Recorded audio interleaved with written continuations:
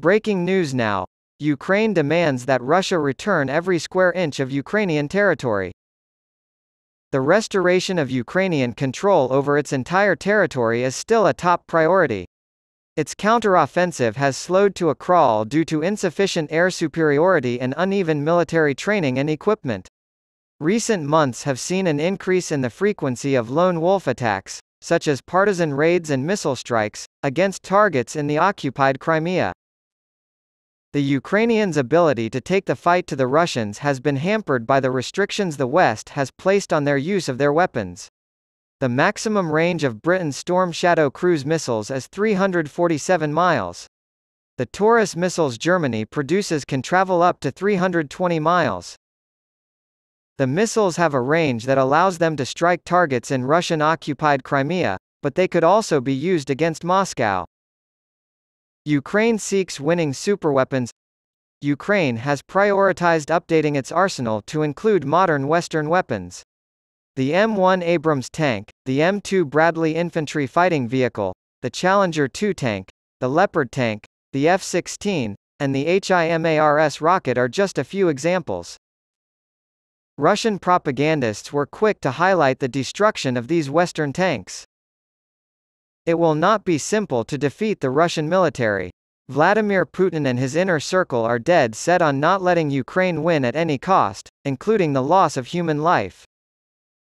Major victories for Ukraine in 2022 included the liberation of Kharkiv and other northern regions close to Kyiv, but these victories have not been repeated on the southern front. The Russian military has suffered some morale losses, but they are still putting up a fierce fight.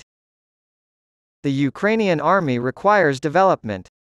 The quality of the Ukrainian army and government determines how effective their arsenal is.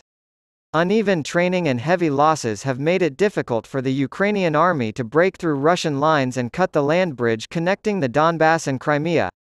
Ukraine has found it difficult to use combined arms tactics, which involve infantry, armor, and air power, against a resolute adversary.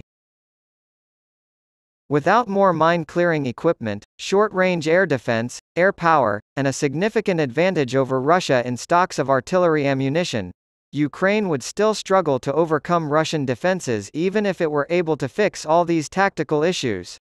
Ukraine's armed forces may be enthusiastic, but they face an impossible challenge from mines, fortifications, and skilled Russian defenders. Writing in The Economist in July were Franz Stefan Gatti, CEO of Gatti Consulting and Consulting Senior Fellow at the Institute for International Strategic Studies, and Michael Kaufman, Senior Fellow at the Carnegie Endowment. Since Ukraine currently lacks a strong air force, it will be even more difficult for the country's ground forces to work together effectively. Ukraine hopes to acquire American F-16 fighters soon, but it will take years to fully integrate and utilize Western air power. Having air power does not guarantee air superiority, which is not easily gained or maintained on a battlefield where advanced air defenses are abundant and the enemy's air force outnumbers your own. The end of defeat is near. Ukraine's military is improving, but so are Russia's. Temperance and practicality are called for. Ukraine is determined to reclaim lost territory, but Russia is equally resolved to hold on to its gains.